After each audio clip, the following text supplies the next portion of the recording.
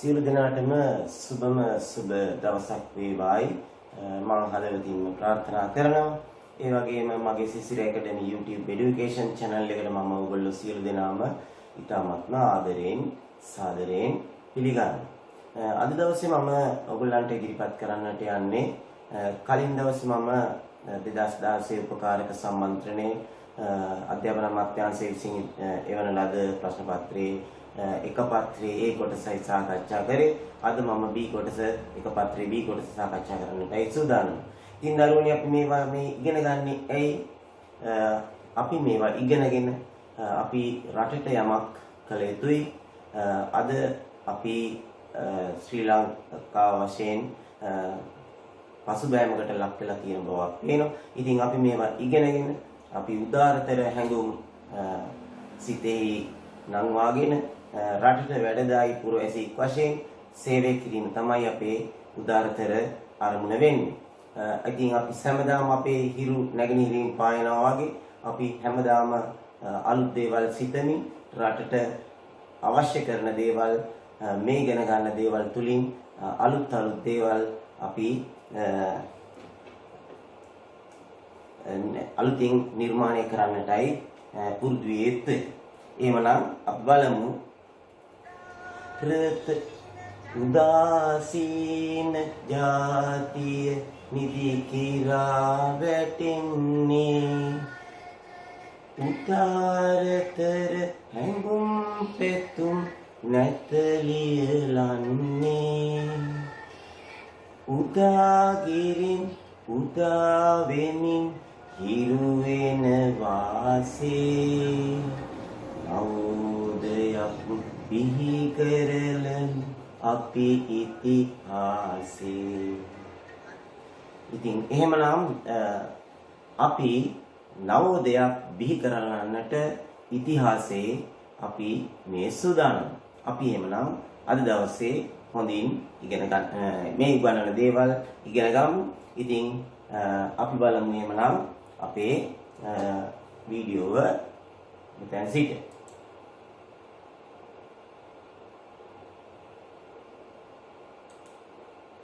අපි අද සූදානම් වෙන්නේ 2016 වසරේ උපකාරක සම්මන්ත්‍රණයේ B කොටස එක පත්‍රයේ B කොටසයි. ඉතින් එන්නම් බලන්න මේ ගානේ මුලින්ම කියලා තියෙන දේවල්. තැපැල්ලකට එක් දිනකදී ලැබුණු ලිපි ප්‍රමාණයෙන් 8න් එකක් ලියාපදිංචි ලිපි. 3න් දෙකක් සාමාන්‍ය ලිපි. ඉතින් අපි මේවා පොඩ්ඩක් පොඩි මතකයක් තියාගන්න ඕනේ. එහෙම නැත්නම් අපි දැන් ගාන සටහන් කරගන්න ඕනේ. ලියාපදිංචි ලිපි 8න් එකයි සාමාන්‍ය ලිපි 3න් දෙකක්. එක් දිනකදී තැපැල්ලකට ලැබුණු ලිපි ප්‍රමාණයෙන් 8න් එකක් ලියාපදිංචි ලිපි 3න් දෙකක් සාමාන්‍ය ලිපි. අපෙන් ගන්න පළවෙනි කොටසෙන් එම දිනයේ තැපැල්ලට ලැබුණු ලියාපදිංචි හා සාමාන්‍ය ලිපි ප්‍රමාණය මුළු ලිපි ප්‍රමාණයෙන් භාගයක් ලෙස. ඉතින් එහෙමනම් අපිට තියෙන චූටි භාග ගාණක්. මොකද්ද? මේ දෙවර්ගය. ඒ කියන්නේ 8න් 1යි 3න් 2යි කියන භාග දෙක එකතු කරලා පෙන්නන්නේ. අපි කොහොමද මේ 8න් 1යි 3න් 2යි කියන භාග දෙක එකතු කරලා පෙන්නන්නේ? කොහොමද? හරය සමාන කරගත යුතුයි. හරය සමාන කරගන්න නම් 8යි 3යි එකම හරයකට පත් කරගන්නේ කොහොමද? අපි 24 කරගන්න ඕනේ නේද? 8යි 3යි දෙකම 24 කරගන්න පුළුවන්. එහෙනම් මේ 8 3ෙන් ගුණ කරාම 24යි. එහෙනම් එකක් 3ෙන් ගුණ වෙන්න ඕනේ. 3 8ෙන් ගුණ කරාම 24යි. එහෙනම් දෙකත් 8ෙන් ගුණ වෙන්න ඕනේ. අපි පොදු හරය වශයෙන් 24 ගත්තොත් 24ට තියෙනවා 8ේව 3ක්. එහෙනම් ඒ 3 එකෙන් ගුණ කරාම 3යි. 24ට තියෙනවා 3ේව 8ක්. ඒ 8 දෙකෙන් ගුණ කරාම 16යි. ඒ කියන්නේ 24න් 3 බවට පත් කරගත්තා. 24න් 16 බවට පත් කරගත්තා. එතකොට 24න් කීයද එකතු කරාම අපිට එනවා 24න් 19. එතකොට බලන්න 24න් 19ක් මේ දෙවර්ගයට ගියා. එතකොට යම් භාගයක් ඉතුරු වෙනවා නේද? කොච්චරද ඉතුරු වෙන්නේ? 24න් 19ක් මේ දෙ වර්ගයට ගියාම ඉතුරු වෙන්නේ 24න් කීයද? 24න් 19ක් අඩු ගන්න. එතකොට 24න් 5ක් ඉතුරු වෙනවනේ. අපි එකක් පොඩි මතකයක් තියාගෙන යන් ඉදිරියට. දැන් ආනවා අපේ දෙවෙනි කොටස ඉතිරි ලිපි වලින් පහෙන් එකක්. අන්න දැක්කද දැන් මෙතන ඉතිරි ලිපි ප්‍රමාණය දැන් මේ දෙ වර්ගයට ගියා නම් ඉතිරි ලිපි ප්‍රමාණය අනිවාර්යෙන් ඕන වෙනවනේ. ඉතිරි ලිපි ප්‍රමාණයෙන් පහෙන් එකක් තමයි ශීඝ්‍රගාමී ලිපි ලැබිලා තියෙන්නේ. හරි? එතකොට ශීඝ්‍රගාමී ලිපි ප්‍රමාණය මුල් ලිපි ප්‍රමාණයෙන් භාගයක් ලෙස ලියන්නේ කිව්වහම අපි අනිවාර්යෙන් ඉතිරි ලිපි ප්‍රමාණය හොයාගෙන ඉන්න ඕනේ. දැන් අර ඉස්සෙල්ලා කිව්වා වගේ ඉතිරි ලිපි ප්‍රමාණය 24න් 19ක් අඩු කරාම 24න් 5යි. ඉතිරි ලිපි භාගයක් ලෙස ලියුවහම 24න් 5යි. මෙන්න මේ 24න් 5න් එකක් තමයි ශීඝ්‍රගාමී ලිපි. එතකොට 24න් 5න් අල්ල යන තිබ්බනම් වඩා සුදුසුයි නේද? 24න් 5න් එකක්. පහට 5 කැපිලා ගියා. උත්තරය 24න් 1යි. දැන් අපි ගානේ ඊළඟ ප්‍රශ්නෙට යන්න ඉස්සෙල්ලා තව චුට්ටක් සාකච්ඡා කළොත් දැන් බලන්න ශීඝ්‍රගාමී ලිපි වලට මුල් ලිපි ප්‍රමාණයෙන් 24න් එකක් ගිහිල්ලා තියෙනවා. මට කියනවාද බලන්න දැන් ඉතිරි වෙන්නේ කොච්චරක්ද? ඒ කියන්නේ ලියාපදිංචි ලිපි වලටයි සාමාන්‍ය ලිපි වලටයි මේ ශීඝ්‍රගාමී ලිපි වලටයි. මේ තුනටම ගියාම කොච්චරක් ඉතුරු වෙනවද? ඒක හොයන්න පුළුවන් ක්‍රම දෙකක් තියෙනවා. එකක් තමයි මේ දෙකයි මේ 24 8න් 1යි 3න් 1යි එකතු කරලා ඒකට තව 24න් එකකුත් එකතු කරලා එන මේ තුනටම ගිය ප්‍රමාණය හොයාගෙන ඊට පස්සේ ඉතුරු ටික බලන්න මේ දෙකට හොයා ගිය ප්‍රමාණය 24න් 19යි ශීඝ්‍රගාමී ලිපි වලට 24න් 1යි. එතකොට 24න් 19යි 24න් 1යි එකතු කරාම 24න් මේ දෙක එකතු කරාම 24න් 20ක් එනවනේ. 24න් 20ක් නම් දැන් ඉතිරි වෙන්නේ කොච්චරද? 24න් 20ක් නම් ඉතිරි භාගය 24න් 20ක් අඩු කරාම 24න් 4යි ඉතුරු වෙන්නේ. හරිද? තවත් ක්‍රමයක් තියෙනවා ඉතිරි භාගය හොයන්න. මොකද කලින් ඉතිරි වෙලා තිබ්බේ 24න් 5යි. ඒකෙනුත් 24න් එකක් ගියාම මේකෙන් මේක අඩු කරලත් 24න් 4 හොයාගන්න පුළුවන් නේ.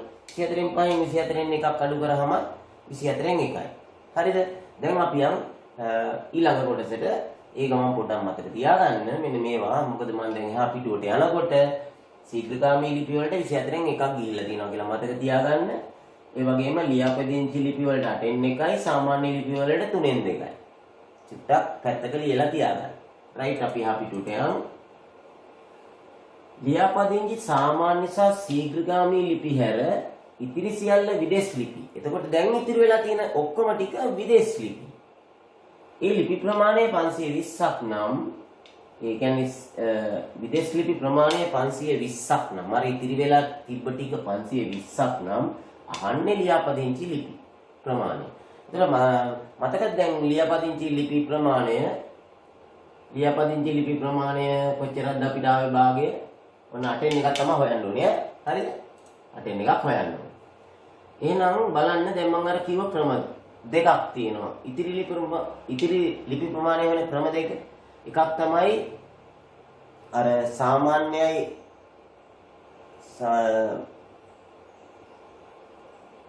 එකක් තමයි මොකද්ද මම කිව්වේ මේ දෙකේ එකතුව 24න් 19යි.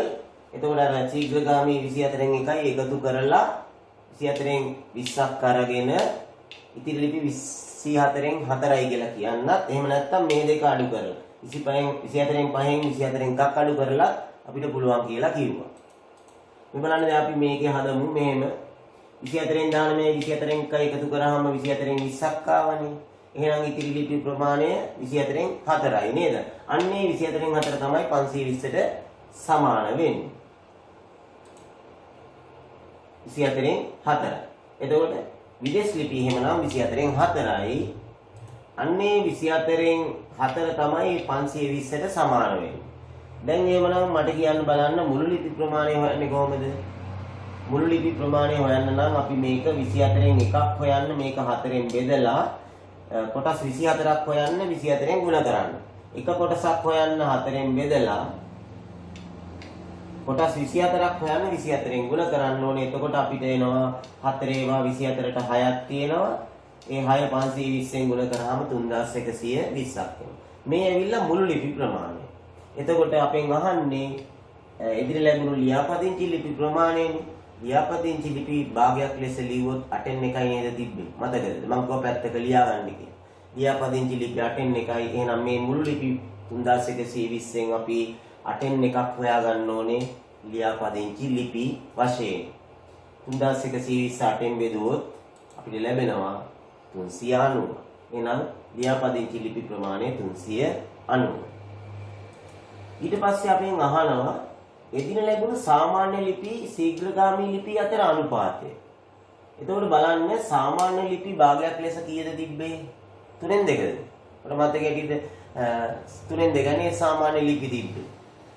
එතකොට ශීඝ්‍රගාමී ලිපි අපිට ආවේ 24න් 1යි නේ. එතකොට අපි ඒක භාගයක් ලෙස ලියුවොත් සාමාන්‍ය ලිපි වලට 3න් 2ක් තිබ්බා අපිට භාගය. ශීඝ්‍රගාමී ලිපි වලට 24න් 1ක් තිබ්බා. මෙන්න මේ අනුපාතය තමයි අපි සරල කරලා දෙන්න ඕනේ. අපි කොහොමද මේ අනුපාතය සරල කරන්නේ? කොහොමද? අපි කියන්නේ උත්තරය 12ට 5ද 8ට 4ද ඒ වගේ අන්න එහෙම සරල කරපු උත්තරයක් අවශ්‍යයි.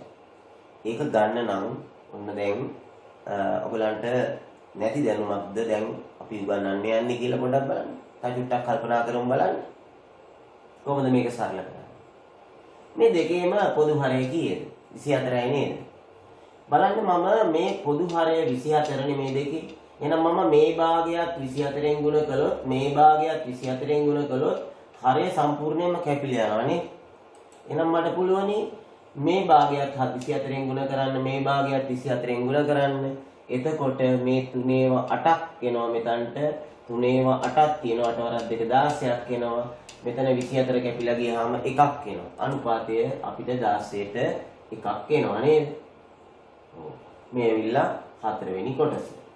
අපි බලමු එහෙමනම් ඊළඟ ගාන.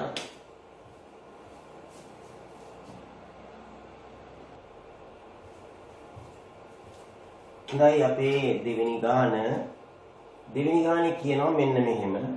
රූප සටහනේ ABCD මගින් දැක්වෙන්නේ සෙල්ලම් පිටණියකි. A B C D මේ සම්පූර්ණ රූපය සෙල්ලම් පිටණියක්.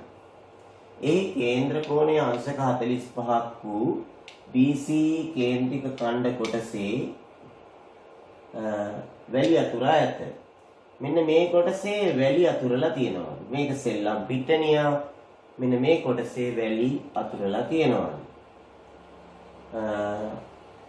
ෆයි සමානයි 7/22 ලෙස ගන්න කියලා තියෙනවා මේ ගණනය කිරීම වලදී. අපෙන් අහනවා ABED කොටසේ පරිමිතිය. ABED මෙන්න මේ කොටසේ පරිමිතිය. ඒ කියන්නේ වැලි අතුරා නැති කොටසේ පරිමිතිය. එතකොට ඒ සඳහා අපිට පරිමිතිය හොයනකොට වටේ දිගනේ 11කුයි 10කුයි 15කුයි සහ මේ චාප දිග අපි හොයාගන්නට ඕනේ නේද? මේ චාප දිග හොයාගත්තොත් ඒකට 11කුයි 10කුයි 15කුයි එකතු කරලා පරිමිතිය හොයන්න පුළුවන්. මේ චාප දිග හොයන්නේ කොහොමද? මුළු වෘත්තයකම පරිධිය සූත්‍රය මොකද්ද? 2πr. ඒ 2πr වලින් කොච්චර පංගුවක්ද අපිට ඕනේ? 308න් 45ක්. 45 කෝණය හරි හුරුයි නේද? අර දිශා 8කට බෙදුවාම එක කෑල්ලක් 45යිනේ. 308කට බෙදුවාම ඒ කියන්නේ 8න් පංගු එකක් තමයි 308න් 45 කියන්නේ 8න් එකක්. ඒ කියන්නේ 2πr වලින් 8න් එකක් අපි හොයාගන්න ඕනේ. 2πr වලින් 8න් එකක් හොයාගන්න. අපි ආදේශ කරොත් 8න් එක ගුණ කිරීම 2 ගුණ කිරීම 5 වලට දාන්නලු 7/22 ගුණ කිරීම මේ කේන්ද්‍රික ඛණ්ඩයේ R මොකද්ද? 14යි. එහෙනම් අපි ආදේශ කරනවා 8න් එක ගුණ කිරීම 2 ගුණ කිරීම 7/22 ගුණ කිරීම R ට දැම්ම 14. කැපෙන්නේ කොහොමද? 7 2ක් තියෙනවා 14ට. ඒ දෙක 8ත් එක්ක එතකොට ඒ දෙකයි මෙතනින් දෙකකුයි මෙතනින් දෙකකුයි මේ 8ත් එක්ක කපන්න පුළුවන් නේද? එතන මෙතනින් ආව 7 2යි මෙතන එතකොට එනවා මෙතනින් දෙකක් එනවා. ඒ දෙකයි මෙතනින් 22ක් දෙකෙන් කැපෙනවා 2. එතන නේද? එතනින් දෙකකුයි මේ දෙකයි. ඒතර දෙකේම මෙතන 3ක් තියෙනවා. මේ 8ත් එක කපන්න පුළුවන්. එතකොට මෙතන 11 විතරයි ඉතුරු වෙන්නේ. සුළු කරලා බලන්න. අපිට එනවා ඡාප දිග 11. මේ ඡාප දිග 11යි. එහෙනම් පරිමිතිය හොයන්න 11ට තව 11ක් එකතු කරාම 22යි. 22ට 10ක් එකතු කරාම 32යි. 32ට 15ක් එකතු කරාම 47යි. එතකොට මේ මෙන්න මේ කොටසේ පරිමිතිය ආන්නේ උත්තරේ එනවා මීටර් 47ක්. තේරුණාද? පරිමිතියනේ අපෙන් අහන්නේ මීටර් 47යි. මේ 11 කියන්නේ ඡාප දිග. ඊළඟට අහනවා වැලි අතුරා ඇති කොටසේ වර්ගඵල. එතකොට මේ කොටසේ වර්ගඵල. දැන් අපි ඉස්සෙල්ලා එකේදී කිව්වා මේ කොටස ඇවිල්ලා මේ කේන්ද්‍රික ඛණ්ඩය ඇවිල්ලා මුළු වෘතයෙන් 8න් එකක් කියලා. මුළු වෘතයකින් 8න් එකක් කියලා. 360න් 45 කියලා. එහෙනම් වර්ගඵලය හොයනකොට වෘතයකම වර්ගඵලයේ සූත්‍රය මතකද? 5r වර්ගය. එහෙනම් 5r වර්ගයෙන් 8න් එකක් තමයි අපි හොයන්න ඕනේ. 5r වර්ගයෙන් 8න් එකක්. එතකොට 5ට දානවා 7න් 22, rට දානවා 14. එතකොට 14ේම දෙකක් මෙතන තියෙනවා. එතකොට අපි බලමු 8න් එක ගුණ කිරීම 7න් 22 ගුණ කිරීම 5 කියන්නේ r වර්ගය කියන්නේ 14 වරක් 14. එතකොට දැන් මේකත් අර ඉස්සෙල්ලා වගේම සුළු කරොත් මේ 14ට 7 ඒවා 2යි. එතනින් 2කුයි මෙතනින් 2කුයි මෙතනින් 2කුයි ආපුවම 2 වරක් 2 4යි 4 වරක් 2 8යි. මෙතන මේ 8 කපලා දාන්න පුළුවන්. එතන දෙකෙන් කැපුවනේ අපි. මේ දෙක කැපුණා මෙතන 7ක් ඉතුරුනා මෙතන 11ක් ඉතුරුනා. එතකොට උත්තරේ එනවා 11 77ක්. එතකොට මෙන්න මේ කොටසේ වැලි අතුරා ඇති කොටස වර්ගඵලය 77යි. හරිද? මේ කොටසේ වර්ගඵලය 77යි. ඊළඟට මට කියනවාද පොඩ්ඩක් බලන්න මේ සම්පූර්ණ රූපයේ හැඩය මොකක්ද? මේ හැඩයට කියන්නේ අපි ත්‍රපිසියම කියලා. හේතුව තමයි මේ පාද දෙක සමාන්තරයි. අණුවේ කෝණ දෙකක් මෙතන තියෙනවා. මිත්‍ර කෝණ 180ක් ඉන්න. මේ රේඛා දෙක සමාන්තරයි. ඒ කියන්නේ මේක ත්‍රපිසියම. අපෙන් අහනවා ඊළඟ කොටසට මෙන්න මෙහෙම. වැලි ඇතුරු කොටස හැර ඉතිරි කොටසේ වර්ගඵලය සොයන්න. වැලි ඇතුරු කොටස හැර ඉතිරි කොටස කියන්නේ මෙන්න මේකනේ. මේකේ වර්ගඵලය හොයන්නේ කොහොමද? දැන් අපි මේ වෙනකොට මෙන්න මේ කොටසේ වර්ගඵලය හොයලා තියෙන්නේ 77ක් ආවනේ. එතකොට සම්පූර්ණ රූපයෙන් මේ කොටස අඩු කරාම මේ කොටසේ වර්ගඵලය හොයාගන්න පුළුවන්. එතකොට සම්පූර්ණ රූපය ඇවිල්ලා මම දැන් කිව්වා ත්‍රිපිසියමක් කියලා. මට කියනවාද බලන්න ත්‍රිපිසියමක වර්ගඵලය හොයන සූත්‍රය මොකක්ද? ත්‍රිපිසියමක වර්ගඵලය හොයන සූත්‍රය මොකද්ද? ඔව් සමාන්තර රේඛා දෙකේ එකතුව දෙකෙන් බෙදලා ලම්බ උසෙන් ගුණ කරන්න. සමාන්තර පාද දෙකේ එකතුව දෙකෙන් බෙදලා ලම්බ උසෙන් ගුණ කරන්න. සමාන්තර පාද දෙක ඇවිල්ලා එකක් 15යි අනිත් එක මේ සම්පූර්ණ දිග 14යි 11 එකතු කරාම කීයද? 25යි. ඒ කියන්නේ සමාන්තර පාද දෙක කියන්නේ 15යි මේ සම්පූර්ණ පාදයේ 25යි. 15යි 25යි එකතු කරලා දෙකෙන් බෙදලා මේ ලම්බ උස 10න් ගුණ කරන්න. එහෙනම් බලන්න 25යි 15යි එකතු කරලා දෙකෙන් බෙදලා ලම්බ උස 10න් ගුණ කරලා එන උත්තරේ ත්‍රිපිසියමේ වර්ගඵලය. ඒකෙන් මෙන්න මේ 77 මේ කොටසේ වර්ගඵලය අඩු කරාම කීයද කියලා බලමු. 25යි 15යි එකතු කරාම කීයද? 40යි. 40 දෙකෙන් බෙදුවාම කීයද? 20යි. 20 10න් ගුණ කරාම කීයද? 200යි. ඒ කියන්නේ 200න් 77ක් අඩු කරන්න ඕනේ. තේරුණාද? 200න් 77ක් අඩු කරාම කීයද? 123යි. එහෙනම් මේ කොටසේ වර්ගඵලය 123යි. පැහැදිලිද? මේ කොටසේ වර්ගඵලය 77යි. මේ කොටසේ වර්ගඵලය 123යි. මේ කොටස මොකද්ද? වචනෙන් කිව්වොත් වැලි ඇතුළු කොටස හැර ඉතිරි කොටස තමයි මේ තියෙන්නේ. එහෙමනම් අපි බලමු මේකේ හතරවෙනි කොටස මොකද්ද කියලා. හතරවෙනි කොටසට තියෙනවා මෙහෙම. මෙම පිට්ටනිය ඇතුළත ඉඩ ප්‍රමාණයක්. අර කීයර ත්‍රිපිසියම ඇතුළත. පිට්ටනිය කියලා කියන්නේ ත්‍රිපිසියමනේ. සෙල්ලම් පිට්ටනිය. ඒක ඇතුළත යම් ඉඩ ප්‍රමාණයක්. ඇතුළේ හොඳේ. ඇතුළත යම් ඉඩ ප්‍රමාණයක් කිරිහලක් සඳහා වෙන් කර ගැනීමට අවශ්‍යයි. ඒතර කිරිහලක් සඳහා වෙන් කර ගන්න කොටසක් ඕනේ අරක පිට්ටනිය ඇතුළේ. එහි වර්ගඵලය. ඒකේ වර්ගඵලය වැලි ඇතුරු කොටස හැර ඉතිරි කොටසේ වර්ගඵලයෙන් 6න් එකක්. වැලි ඇතුරු කොටස හැර ඉතිරි කොටසේ වර්ගඵලය දැන් අපි හෙව්වා නේද කීයක් ආවද අපිට 123ක් දුක දාවා නේද? ඈ බලමු පොඩක් එහා පැත්තට ගිහිල්ලා අන්නේ වැලි ඇතුරු කොටස හැර ඉතිරි කොටසේ වර්ගඵලයෙන් 6න් එකක් වෙන්න ඕනේ. කිරිහලට ගන්න ඉද ප්‍රමාණය. වන අතර එක් මායිමක් AD ද තවත් මායිමක් DC මතද වෙන්න ඕනේ ඍජුකෝණී ත්‍රිකෝණයක්. එක් මායිමක් AD වෙන්න ඕනේ තවත් මායිමක් DC මත වෙන්න ඕනේ. අපි පොඩ්ඩක් එහා පැත්තට ගිහිල්ලා බලමු. එක මායිමක් AD වෙන්න ඕනේ තව මායිමක් DC මත වෙන්න ඕනේ. මෙන්න මේ වගේ වෙන්න ඕනේ DC මත කොහේ හරි ඍජුකෝණී ත්‍රිකෝණාකාර කොටසක් කියලා ඒගොල්ලෝ කියනවා. කියන්නේ මෙන්න මේ වගේ කොටසක් තමයි අපි වෙන් කරන්න ඕනේ. ඒකේ මිනුම් සහිතව මෙතන ඇඳලා පෙන්වන්න ඕනේ. මිනුම් සහිතව ඇඳලා පෙන්වන්න නම් මෙන්න මේ මෙතනලා මෙන්න මෙතන මේ ත්‍රිකෝණයේ මෙන්න මේ දිග හොයාගන්න ඕනේ. හරිද? මේ දිග අපි දන්නේ නැහැ නේද? අපි හිතමු x කියලා. ඒ කියන්නේ ත්‍රිකෝණේ වර්ගඵලය හරි භාගය ගුණ කිරීම මේ දිග x ගුණ කිරීම ලම්බ උස 10යි. ඒක සමාන වෙන්න ඕනේ කීයටද? ඒක සමාන වෙන්න ඕනේ අර මේ කොටසේ වර්ගඵලයෙන් 6න් එකක් කියලායි කිව්වේ. 123 බෙදීම 6ට සමාන වෙන්න ඕනේ. අපි එහෙමනම් දැන් බලමු මේ කිව්ව කාරණා ටික 123 6න් බෙදුවාම එනවා උත්තරය 20.5. බලන්න 12ට 6 2යි 3ට බිංදුවයි දශම තිබ්බා 30ට 6 5යි 20.5ක් එනවා. එහෙනම් අර කියන අපි අඳින්න ගිය ත්‍රිකෝණයේ වර්ගඵලය 20.5ක් වෙන්න ඕනේ. අපි අර BC පාදයේ මත DC පාදයේ මත තවත් මායිමක් ඒකේ අපි දුර x කියලා ගත්තොත් දෙකෙන් එක ගුණ කිරීම x ගුණ කිරීම 10යි. හරි නේද මම ඉස්සෙල්ලා කිව්වා. අර මෙහෙම මේ ත්‍රිකෝණයේ මේ දුර x කියලා ගත්තා ලම්බ උස 10යි. දෙකෙන් එක ගුණ කිරීම x ගුණ කිරීම 10 සමාන වෙන්න ඕනේ 20.5ට. මෙතනින් පුළුවන් x හොයාගන්න. 10ට 2 5යි 20.5 පහෙන් බෙදුවාම 4.1ක් එනවා.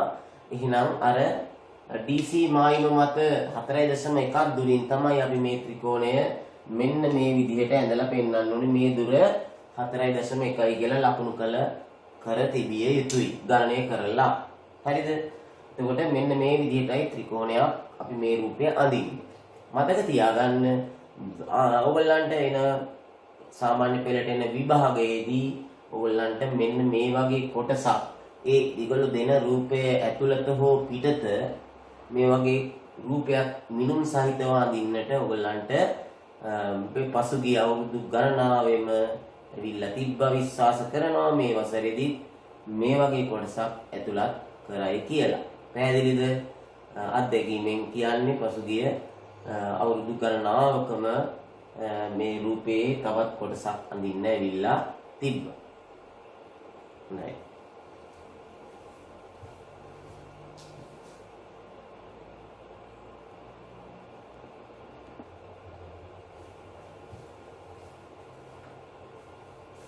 තුන්වෙනි ගාන සේසිරි ව්‍යාපාරයේ පවත්වාගෙන යනු ලබන ගොඩනැගිල්ලේ වාර්ෂික වටිනාකම 75000ක් ලෙස තක්සේරු කරලා තියෙනවා. මේ ව්‍යාපාරයේ වාර්ෂික වටිනාකම, ඒ කියන්නේ රජයේ තක්සේරුකාරය ඇවිල්ලා කරපු තක්සේරු වටිනාකම තමයි රුපියල් 75000. නගර සභාව ඒ සඳහා කාර්තුවකට රුපියල් 1500ක වරි පනම් මුදලක් අය කරනවා. කාර්තුවකට වරි පනම් මුදල 1500. මට කියනවාද අවුරුද්දකට කාර්තු කීයක් තියෙනවද? අවුරුද්දකට තියෙනවා කාර්තුවක් කියන්නේ කාලක් නේද? එතන අපි දුම් පොල් තෙල් කාලක්. පොල් තෙල් බෝතලයක් කියන්නේ කාලේව 4ක්නේ. අන්න ඒ වගේ අවුරුද්දකට තියෙනවා කාර්තු 4ක් කියලා මතක තියාගන්න. ඒතර කාර්තුවකට තමයි රුපියල් 1500 අය කරන්නේ. වාර්ෂිකයක් සඳහා ගෙවිය යුතු වරි පනම් බදු මුදල සොයා අවුරුද්දකට ගෙවන්න ඕනේ වරි පනම් බදු මුදල හොයන්නලු. ඒක හොයන්න පුළුවන් 1500 කීයෙන් ගුණ කරද්ද? කාර්තු 4ක් තියෙනවනේ අවුරුද්දට. 1500 4ෙන් ගුණ කළොත් අපිට පුළුවන් අවුරුද්දකට ගෙවන්න වෙන වරි පනම් බදු මුදල හොයන්න. අන්නේ වරිපණම් බදු මුදල සොයා වාර්ෂික වරිපණම් බදු ප්‍රතිශතයක් හොයන්න ඕනේ. හරිද? එහෙනම් අපි ඉස්සෙල්ලම හොයාගන්න ඕනේ මොකද්ද? වර්ෂයකට වරිපණම් බදු මුදල හොයාගන්න ඕනේ 1504. 1504ක් රුපියල් 6000යි. 1502ක් 3000යිනේ. ඒතර 4ක් 6000යි. ඊට පස්සේ අපි වාර්ෂික වරිපණම් බදු ප්‍රතිශතය හොයන්න ඕනේ. ඒ කියන්නේ මේ අවුරුද්දකට වරිපණම් බදු රුපියල් 6000ක් ගෙවන්නේ කීයකටද 6000ක් ගෙවන්න වෙන්නේ? ඒ කියන්නේ වාර්ෂික වටිනාකම 75000යිනේ. මේ 75000ටම තමයි මේ රුපියල් 6000ක වරිපණම් බදු මුදල අවුරුද්දකට ගෙවන්න වෙන්නේ. එහෙනම් අපි සාමාන්‍ය ප්‍රතිශතයක් යවුවම මොකද කරන්නේ? භාගයක් ලියාගෙන ඒ භාගය 100%ෙන් ගුණ කරනවා. මොකක්ද එහෙනම් ඒ භාගය? 75000ට 6000.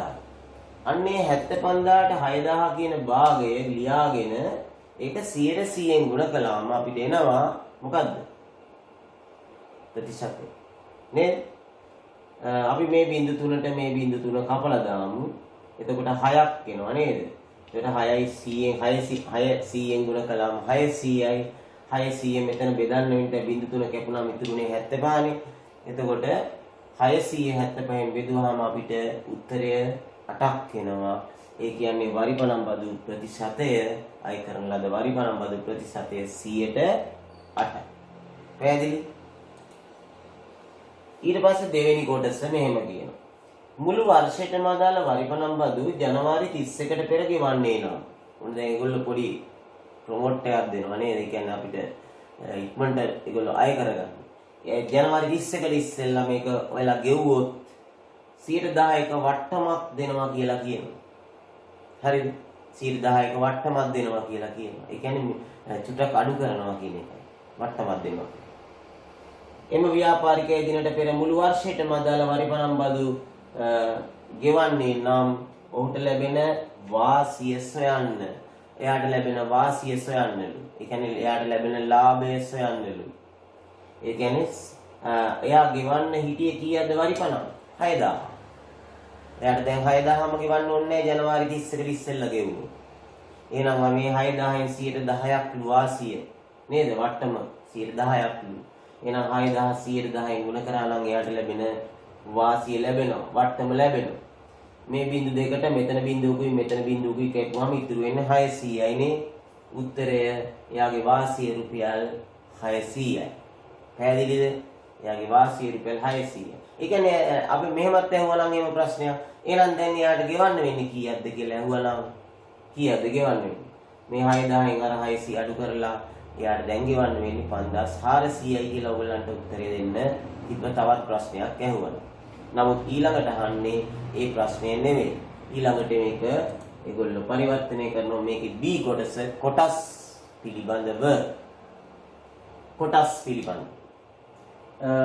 මෙහෙම කියනවා කොටසක් සඳහා රුපියල් 2ක ලාභාංශයක් ගෙවන සමාගමක සෑම කොටසකටම රුපියල් 2 ගානේ ගෙවනවලු.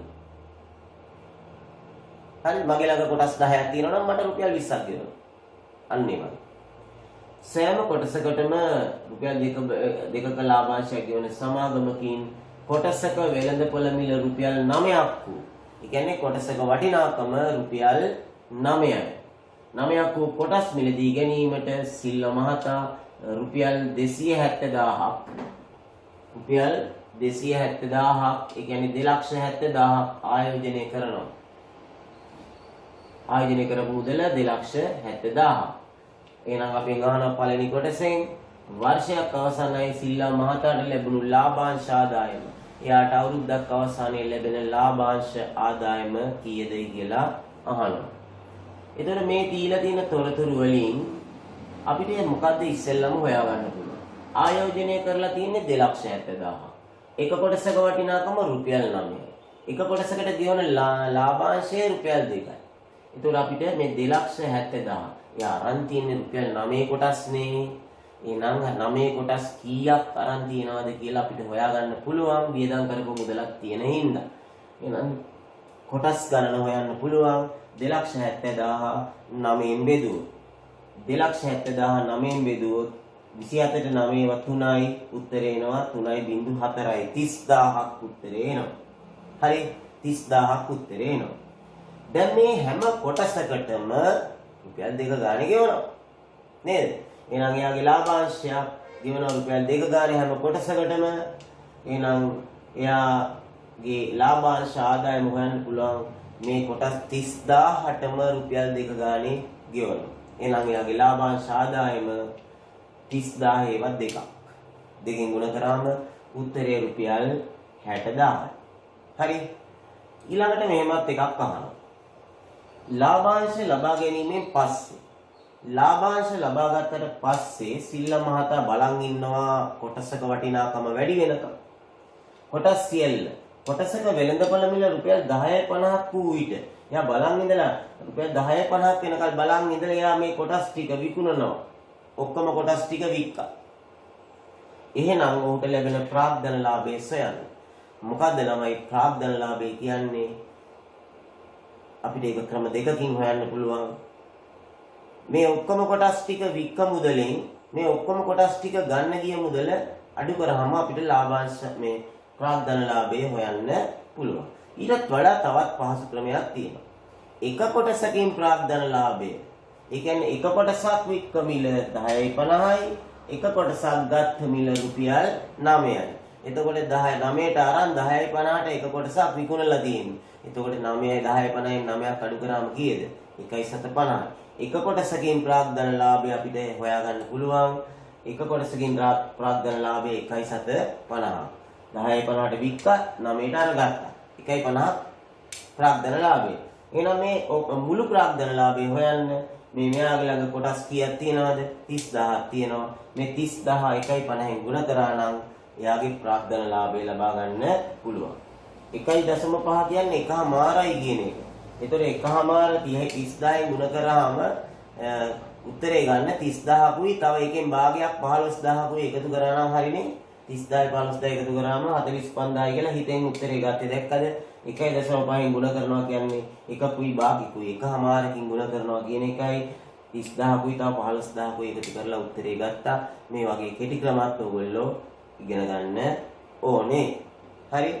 හොඳයි. නැත්නම් මේ දෙක ගුණ කරලා බලන්න. right.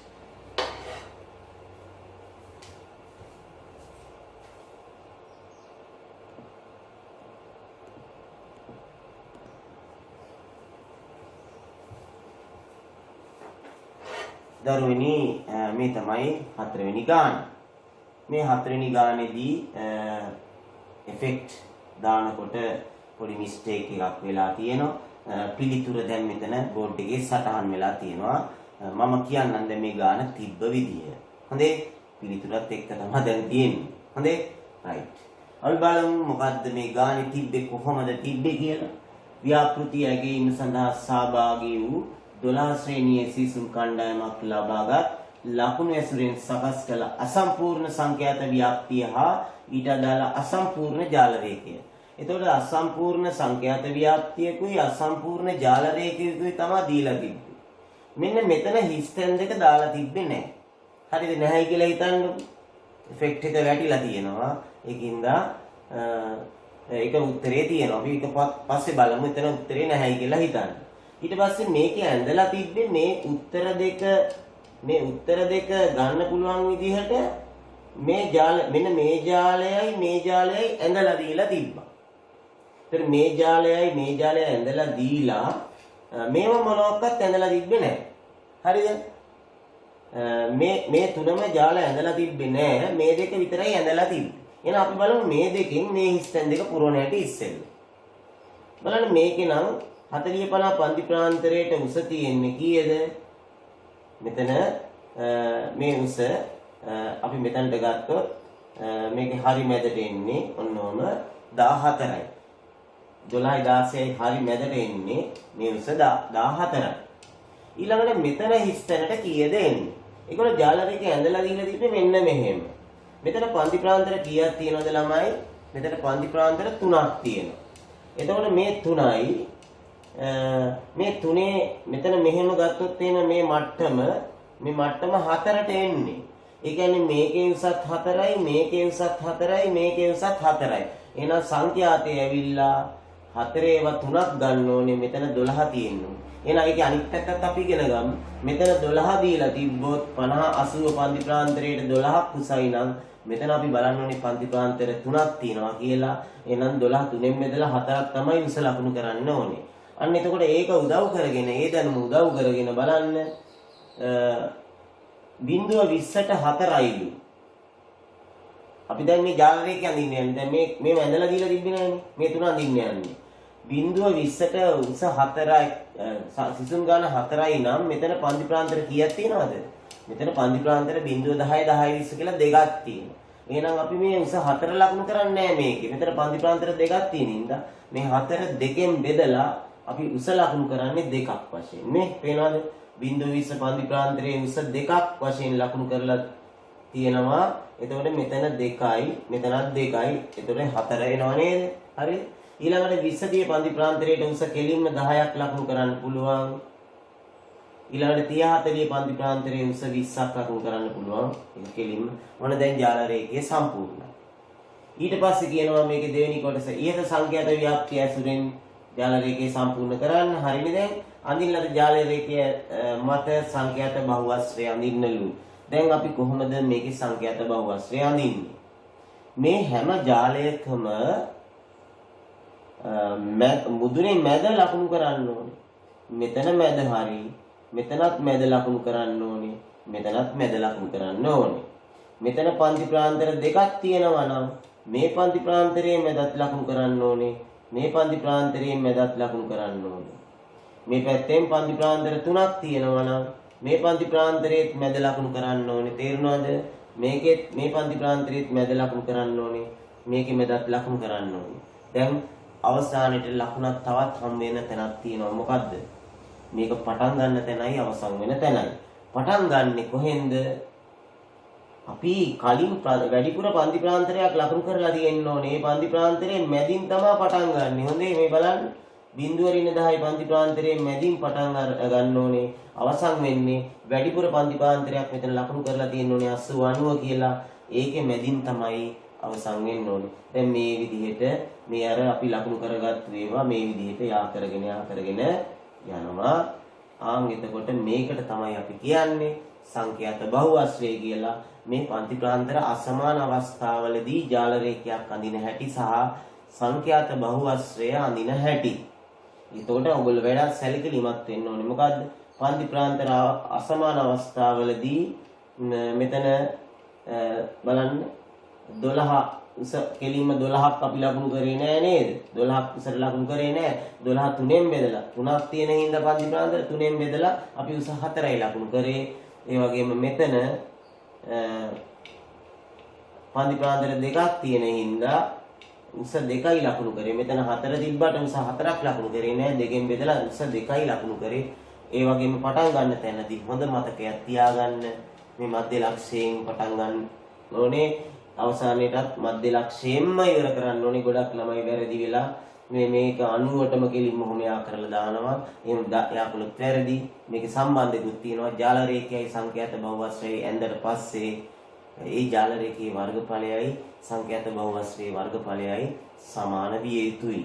ඒ කියන්නේ මේ බලන්න මෙතනින් ඇතුළට ආපු කෑල්ලයි මෙතනින් පිටට ගිය කෑල්ලයි මේ දෙක සමාන හින්දා වර්ගඵල වල වෙනසක් වෙන්නේ නැහැ. මෙතනත් එහෙමයි මේ කොටස් දෙක සමානයි. මෙතනත් එහෙමයි මේ කොටස් දෙක සමානයි. මේ කොටස් දෙක සමානයි. මේ දෙකත් සමානයි. මේ දෙකත් සමාන වෙන්නේ මේ මධ්‍ය ලක්ෂ වලට මේ විදිහට යාකලොත් තමයි. ඒ වැඩිපුර විස්තරයක් මේ ගන්න. මේකේ හතරවෙනි කොටසෙන් අහනවා මෙහෙම.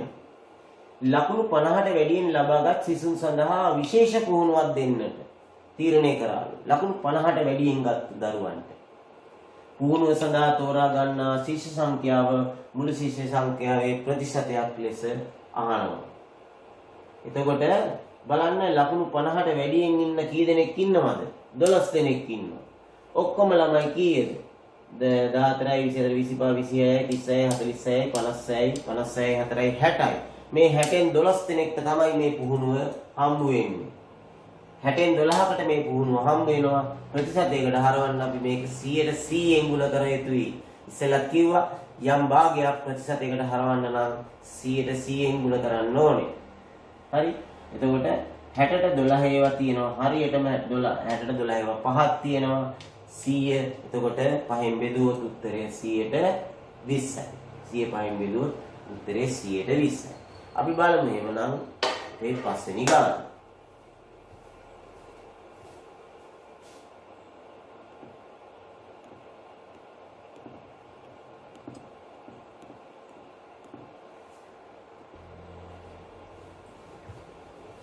පස්වෙනි ගාන දක්ෂතා එළි දැක්වීමේ ප්‍රසංගයකට ඉදිරිපත් වීමේ අනුපිළිවෙල තෝරා ගැනීම සඳහා දක්ෂතා එළි දැක්වීමේ ප්‍රසංගයකට ඉදිරිපත් වීමේ අනුපිළිවෙල තෝරා ගැනීම සඳහා ගායන වාදන හැකියාවන් දෙකම ඇති ගායන හැකියාවයි වාදන හැකියාවයි මේ දෙකම තියෙන පිරිමි ළමුන් 4 දෙනෙකුට 1 2 3 4 කියලා ගැහැණු ළමුන් දෙන්නෙකුට 5 6 කියලා ලෙසද අංක ලබා දී ඇත. එතකොට මතකද දැන් 1 2 3 4 අරන් තියෙන ළමයි 4 දෙනා පිරිමි ළමයි 4 දෙනෙක් 5 6 අංක දීලා තියෙන ළමයි දෙන්නා ගැහැණු ළමයි දෙන්නෙක් මේ 6 දෙනාටම ගායන වාදන හැකියාව තියෙන අය. හරිද? එක සමාන කාඩ්පත් 6ක එම එක් අංකයේ බැගින් සටහන් කර ඒවා සියල්ල පෙට්ටියකට දමා අහඹු ලෙස එකක් ඉවතට ගනු ලැබේ. එම එක සමාන කාඩ්පත් 6ක එම එක් අංකයේ බැගින් සටහන් කර ඒවා සියල්ල පෙට්ටියකට දමා අහඹු ලෙස එකක් ඉවතට ගනු ලැබේ. අපි බලාගෙන මෙහෙම එකක් ගන්න. එම කාඩ්පතේ අංකයට අදාළ ළමයා ගායනයක් ඉදිරිපත් කළ යුතුයි. අපි හිතමු මෙහෙම අංක බලාගෙන එකක් ගන්න. ඒක ආවේ අංකය 5 කියලා හිතන්නකො. එතකොට 5 තියෙන ගෑනු ළමෙක් ළඟනේ. අන්න එයා ඉස්සෙල්ලා ඉදිරිපත් කරන්න ඕනේ ගායනය. හරිද? අන්න එහෙම කියන්නේ. අපි දන්නේ 5 ලැබුණාද කියලා. ගායනයක් එයා කොහොමරි අංකේ ලැබුණ කෙනා ගායනයක් ඉස්සෙල්ලා ඉදිරිපත් කරන්නට ඕනේ. දී ඇති අසම්පූර්ණ රුක් සටහන සම්පූර්ණ කරන්න. ඒ කියන්නේ මේගොල්ලෝ ඇඳලා දීලා තියෙන රුක් සටහනක් මේ විදිහට අතු දෙකක් ඇඳලා ගැහණු පිරිමි කියලා නම් කරලා තියෙනවා. පිරිමි ගැහණු කියලා නම් කරලා තියෙනවා. උඩේ අත්ත පිරිමි යට අත්ත ගැහණු. එතකොට මෙතනින් උඩින් ලියලා තියෙනවා ගායනය කියලා. එහෙනම් ගායනය සඳහා පිරිමි ගැහණු කියන අතු දෙකේ ලියවෙන්න ඕනේ සම්භාවිතා මොනවද? ගායනය කියන කොටසට මේ අතු දෙකේ මේ අත්තේ පිරිමි කියන අත්තේ සම්භාවිතාවය කීයද? ගැහණු කියන අත්තේ සම්භාවිතාවය කීයද? ඔක්කොම කී දෙනෙක් ඉන්නවද? 6 දෙනෙක් ඉන්නවා. මේ 6න් 4ක් පිරිමි නම් 6න් 4යි පිරිමියේ සම්භාවිතාවය ඉතුරු දෙන්න ගැහණුනේ. එහෙනම් 6න් 2යි ගැහණු කියන අත්තට අපි දාන්නේ. මෙදී පළමු ගැනීම කියන්නේ ගායනයක් ඉදිරිපත් කරන්න. ඒතර පිරිමි කියන එකට 6න් 4යි ගැහණු කියන එකට 6න් 2යි. හොඳයි. ඊට පස්සේ මෙහෙම කියනවා. පළමුව ඉවතරගත් කාඩ්පත පෙට්ටියට දමා. ඒ ගත්තු එක ආයසනයක් පෙට්ටියට දාන්න. නැවත අහඹු ලෙස කාඩ්පතක් ඉවතට ගන්න. ඒ කියන්නේ අපි මේකට කියනවා ප්‍රතිස්ථාපන සහිතව කියලා. ප්‍රතිස්ථාපන දැන් ඔයගොල්ලන්ගේ ව්‍යාපාර විභාගයේදී ප්‍රතිස්ථාපන සහිතව තව එකක් ගත්තා කියලා ආවොත් ඒකේ තේරුම තමයි ආයෙත් ඒකට දාලා තව එකක් ගන්නවා කියන්නේ. ඒතර මේ මල්ලේ වෙනස් වෙන්නේ නැහැ නේද කාඩ්. ඒ ගත්ත එක අපි ආයෙ දානවනේ. නේද? ඒකේ අර කිව්ව කාඩ්පත් 6ම තියෙනවා. 1 2 3 4 5 6 ඔක්කොම තියෙනවා. අඩුවක් වෙන්නේ නැහැ. ආයෙ දාලානේ ගන්න. පැහැදිලි? නැවත හම්බුලෙස කාඩ්පතක් ඉවතර ගන්න. දෙවන වර ගන්නා කාඩ්පතේ අංකයට අදාළ ළමයා වාදනයක් ඉදිරිපත් කළ යුතුයි. එහෙනම් මේක දීර්ඝ කරන්න ඕනේ මෙන්න මෙහෙම. මේකත් දීර්ඝ කරන්න ඕනේ. මේකත් දීර්ඝ කරන්න ඕනේ. පිරිමි ගැහණු කියලා ලියන්න ඕනේ. මෙතන ලියන්නේ පළමු ගැනීම ගායනය, මෙතන දෙවන ගැනීම වාදනයක් තමයි මේගොල්ලෝ කියන්නේ ඉදිරිපත් කරන්න ඕනේ කියලා. වාදනයක් ඉදිරිපත් කරන්න ඕනේ. එතකොට මේ අතු දෙක කොහොමද පිරවෙන්නේ? මල්ලේ වෙනස් වෙනවද? ගත්තු එකයි දානවනේ. එහෙනම් මේ අතු වෙනස් වෙන්නේ නැහැ නේද? පිරිමි 6න් 4යි ගෑනු 6න් 2යි. පිරිමි 6න් 4යි ගෑනු 6න් 2යි. ඒක වෙනස් වෙන්නේ නැහැ නේද? මොකද ආයේ මල්ලට දාලානේ ගන්න. එතකොට මෙතනට 6න් 4යි 6න් 2යි 6න් 4යි 6න් 2යි. ඒක වෙනස් වෙන්නේ නැහැ. ඉතින් බලන්න හරිම පහසුයි නේද? හරිම ලේසි. දන්නවනම් විශේෂ කාරණා බොහොම කෙටි කාලෙකින් මේවට උත්තර දෙන්න පුළුවන්. රයිට්. අහන්නේ මොකද්ද ප්‍රශ්නේ? එක් අවස්ථාවක් පිරිමි ළමයෙකුට දාන එක් අවස්ථාවක් ගැහැණු ළමයෙකුට ලැබීමේ සම්භාවිතාව. එතකොට එක අවස්ථාවක් පිරිමි ළමයෙක්ටත් අනෙක් අවස්ථාවක් ගැහැණු ළමයෙක්ටත් ලැබීමේ සම්භාවිතාව අපෙන් අහනවා. එතකොට අපි ගොඩක් වෙලාවට පන්ති කාමරේ පුරුදු වෙලා තියෙනවා මොකද්ද? මේවා කෙලවරේ ලියා ගන්න මේ පිරිමියත් ගුණ කරලා 6න් 4යි 6න් 4යි ගුණ කරලා 36න් 16ක් කියලා ලියා ගන්න. 6න් 4යි 6න් 2යි මෙන්න මේ අත් 6න් 4යි 6න් 2යි ගුණ කරලා 36න් 4 2 8යි 36න් 8ක් කියලා ලියා ගන්න. ඊළඟට ගැහණු පිරිමි කියන අත් ගුණ කරාම 6න් 2 6න් 4ෙන් ගුණ කරාම 6ක් 6 36යි 2ක් 4 8යි 36න් 8ක් කියලා ලියා ගන්නත් 6න් 2 6න් 2ෙන් ගුණ කරාම 6ක් 6 36යි 2ක් 2 4යි 36න් 4යි කියලා ගුණ කරලා ලියන්න අපි පුරුදු වෙලා තියෙනවා. කමක් නැහැ. ඒක බොහොම කෙටි කාලෙකින් ලියනවා නම් කිසි වරදක් නැහැ. හරිද? දැන් අහන්නේ මොකද්ද? එක අවස්ථාවක් පිරිමි ළමයෙක්ට අනෙක් අවස්ථාවක් ගැහැණු ළමයෙක්ට අවස්ථාව. ඒක අවස්ථාව ඇවිල්ලා ගායනයේ වුණත් වාදනයේ වුණත් ප්‍රශ්නයක් නැහැ. ඒ කියන්නේ අපිට එහෙමනම් එක අවස්ථාවක් පිරිමි ළමයෙක්ට අනිත් අවස්ථාව ගැහැණු ළමයෙක්ට ලැබෙන්නේ මෙන්න මේ අර්ථ. සහ මේ බලන්න ගැහැණු පිරිමියත් මෙයාට ගැහැණු කෙනෙක්ට ගායනයේ ඉදිරිපත් වෙලා පිරිමි කෙනෙක්ට වාදනයේ ඉදිරිපත්. ඉස්සෙල්ලා කියන්නේ පිරිමි කෙනෙක් ගායනයේ ගැහැණු කෙනෙක් වාදනයේ. එහෙනම් මේ අතු දෙක තමයි ගන්න වෙන්නේ. ඒ කියන්නේ 6න් 4යි 6න් 2යි ගුණ කරලා මෙතන උත්තරේ අරන් තිබ්බනම් 36න් 8යි කියලා ඒක කෙලින්ම ගන්න පුළුවන්. 6න් 2යි 6න් 4යි ගුණ කරලා මෙතන 36න් 8 ලියලා තිබ්බනම් ඒක කෙලින්ම ගන්න පුළුවන්. ඒ කියන්නේ මේ අතු දෙක ගුණ කරලා ලැබෙන පිළිතුරු දෙක. මේකත් බලන්න 6න් 4යි 6න් 2යි ගුණ කරා 36න් 8යි මේ අත 6න් 2යි 6න් 4යි ගුණ කළා 36න් 8යි. එතන 36න් 8යි 36න් 8යි එකතු කරාම කීයද? 36න් 16යි. 36න් 16යි. පැහැදිලිද? right. ඊළඟට මෙහෙම කියනවා දැන් වෙනත් කාර්යයක් පැවරුණු බැවින් අංක 1 ලැබූ පිරිමි ළමයා ඉවත් වුණා. ඒ කියන්නේ අර 6 දෙනාගෙන් අංක 1 දීලා තිබ්බ පිරිමි ළමයාට මොකක් හරි වෙනත් කාර්යයක් එයාට දීලා එයා ඒකින්ද මේකෙන් අයින් වෙලා තියෙනවා. දැන් ඉන්නේ කවුද? අංක 2 3 4 කියන පිරිමි ළමයි 3 දෙනයි 5යි කියන ගෑනු ළමයි දෙන්නයි 2 3 4 5යි විතරයි දැන් ඉන්නේ. හරිද? එවිට අංක 1ේ කාඩ් පතද ඉවත් කරා. අංක 1 ගහලා දීප කාඩ් පතත් ඉවත් කරා. ඒ කියන්නේ දැන් කාඩ් පත් 5යි තියෙන්නේ 2 3 4 5යි.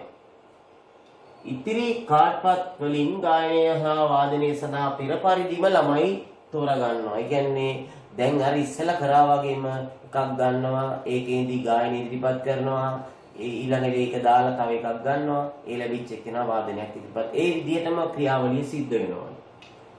ගායනය හා වාදනය සඳහා ළමුන් තෝරා ගැනීමට අදාළ නියැදී අවකාශය දී ඇති කොටු දෙලෙහි නිරූපණය කරන්න. මෙතන කොටු දෙලක් දීලා තියෙනවා. හරි ඒ කොටු දෙලේ නිරූපණය කරන්නලු අක්ෂ නම් කරලා හේම. ඒතර කොහොමද මේ කොටු දෙල අඳින්නේ? x අක්ෂයට ගායනය ගත්ත හැකි y අක්ෂයට වාදනය ගත්ත හැකි. හැබැයි දැන් ළමයි ඉන්නේ කොහොමද? 6ම නෑ නේද? දැන් ඉන්නේ එක නෑ දැන්. මෙතන ලියනවා x අක්ෂයේ 2 3 4 5 6 y අක්ෂයේ 2 3 4 5 6. මේ කණ්ඩාංක ඔක්කොම එනවද? කණ්ඩාංක ඔක්කොම එනවනේ. දැයි අපි මල්ලට දාලානේ ඊළඟ එක ගන්නෙ. මල්ලට දාලායි ඊළඟ එක ගන්නෙ. එහෙනම් කණ්ඩාංක ටික ඔක්කොම එනවා. මේ පැත්තට 5යි 2 3 4 5 6 මේ පැත්තට 5යි 2 3 4 5 6 මේ x අක්ෂයේ ගායනයේ y අක්ෂයේ වාදනය. අහන්නේ සම්භාවිතාවයෙන් මොකද්ද? හොඳයි කොටු දෙලෙන්දයි කියලා හිතන්න. ගායනය හා වාදනය එකම ළමයෙකුට නොලැබීමේ සිද්ධිය කොටු දෙලේ ලකුණු කරන්න. ගායනයේ වාදනයේ දෙකම එකම ළමයාට නොලැබීමේ සිද්ධියේ කොටු දෙලේ ලකුණු කරලා ඒ සම්භාවිතාවය ලියන්නලු. දැන් අපි බලමු. මේ බලන්න ගායනයේ වාදනය 2 3 4 5 6 2 3 4 5 6 ඒතර කණ්ඩාංග ඔක්කොම ලකුණු වෙලා තියෙනවා. ඒතර ගායනයයි වාදනයයි දෙකම එකම ළමයෙක්ට හිමි නොවීමේ සම්භාවිතාවයනේ අහන්නේ. බලන්න. දෙක ළමයා අංක දෙක ළමයා මේ කණ්ඩාංකයේ අඳුරෙන්නේ දියන්නේ නැහැ. මොකද මෙයාට දෙකම ගායනයයි වාදනයයි දෙකම දෙන්නේ නැහැලුනේ. නොලැබීමේ සිද්ධියනේ අහන්නේ. ඒතර මෙතන අංක 3 මේක 4 5 5 6 මේ ටික නැතුව ඉතුරු ටික ඔක්කොම අපිට මේ පිළිතුර හැටියට ගන්න වෙනවා. කණ්ඩාංක කීයක් තියෙනවද? 1 2 3 4 5 මේ පහ නැතුව ඔක්කොම 25ක් තියෙනවා. 25න් මේ පහ අයින් කරාම උත්තරය 25න් කීයද? 5ක් අයින් කරාම 25න් 20යි. 25න් 20යි සම්භාවිතාවය. අපි මේක සුළු කිරීමට යන්න ඕනේ. අපිට සම්පූර්ණ ලකුණු හම්බ වෙනවා සම්භාවිතාවයේදී පමණක් මේ 25න් 20 තිබ්බහම. හරිද? සම්පූර්ණ ලකුණු හම්බ වෙනවා. ඉතින් මේක සුළු කරනවා නම් හරියටම සුළු කරන්න ඕනේ. මේක උත්තරේ වරද්දලා එහෙම දාලා තිබ්බොත් අපිට ලකුණු අහිමි වෙලා යන හින්දා. ඒකද මේක මෙහෙම තියෙන එක තමයි වඩාත් සුදුසු. හරිද? සුළු කරනවා නම් හරියට සුළු කරන්න 5න් කපලා 5 4යි 5 5යි කියලා කැමති නම් පමණක් සුළු කරන්න. නමුත් මෙහෙම තිබ්බම සම්පූර්ණ ලකුණු හම්බ වෙනවා. ඉතින් දරුවනේ අද දවසේ මම ඔයගොල්ලන්ත් එක්කලා ගොඩක් දේවල් කතා කරා. එක පත්‍රයේ B කොටස අද සම්පූර්ණයෙන්ම කතා කරා. එතකොට එක පත්‍රයේ A කොටස එදා මම කතා කරා. දැන් එhmenan මේ ප්‍රශ්න පත්‍රය එක පත්‍රයේ සම්පූර්ණයෙන්ම අපි සාකච්ඡා කරලා අවසන් කරා. ඉතින් මම මීට කලින් තවත් එක පත්‍රයේ AB දෙක පත්‍රයේ AB කියලා වීඩියෝ 4ක් සහ අර ටිකක් වීඩියෝස් වල මැද වාරේ මැද වගේ තවත් ඒ වගේම පුනරීක්ෂණය කරන්න දෙවන වාරයට අදාළව මම වීඩියෝස් 4ක් ප්‍රශ්න පත්‍ර දාලා තිනවා. ඊට අදාළව මම 11 වසරේ ළමයින්ට අන්තිම පාඩමක් දාලායි තියෙන්නේ. සියලු පාඩම් ටික දෙවෙනි තුන්වෙනි වාරවල සියලු පාඩම් දාලා තියෙන්නේ. ඔයගලන්ට අමාරු පාඩම් සියල්ලම බලන්න. බලලා ඉවරලා දැනුම තහවුරු කරගන්න. තව බොහොම කෙටි කාලයයි තියෙන්නේ. අද තියෙන වැඩේ අදම කරන්න. එතකොට අපිට හොඳ හෙට දවසක් උදා කරගන්න පුළුවන්. තේරුණාද? ඉතින් මම දැන් අද අද පාඩම පටන් ගන්න ඉස්සෙල්ලා පොඩි කවි සින්දුවක පද කීපයක් කිව්වා. උදාසීන ජාතිය නිදි කිරා වැටෙන්නේ. ඉතින් දරුවනේ අපි රටක් වශයෙන් එකට ඉදිරියට යන්න නම් අපි රටට වැඩදායි පුරවැසියන් වශයෙන් හොඳ මෙහෙවරක් ඉටු කළ යුතුයි. එහෙමනම් ඒ ගැන තරේම මම හැම වීඩියෝ එකකම වගේ කියනවා. එහෙමනම් සියලු දෙනාටම සුබ දවසක් ප්‍රාර්ථනා කරනවා. මගේ සිසිර ඇකඩමි YouTube education channel එකේ link එක ඔයගොල්ලන්ගේ යාළුවෝ අතරේ මිතුරු මිත්‍රයන් අතරේ ඔයගොල්ලන්ගේ හිතවත් අය අතරේ මේ link එක දීලා පොඩි ප්‍රචාර කටයුත්තකටත් ඔයගොල්ලෝ යමු වෙන්න වෙනවා. මොකද ඒ දරුවන්ටත් අපි මේ අධ්‍යාපනය ලබා දීලා හොඳ ළමයි කරන්නට උත්සාහ කරන්නට ඕනේ. එහෙමනම් සියලු දෙනාටම සුබ දවසක් ප්‍රාර්ථනා කරමින් සියලු දෙනාගෙන්ම මම සමුගන්නවා. ආයුබෝවන් වාසනාව.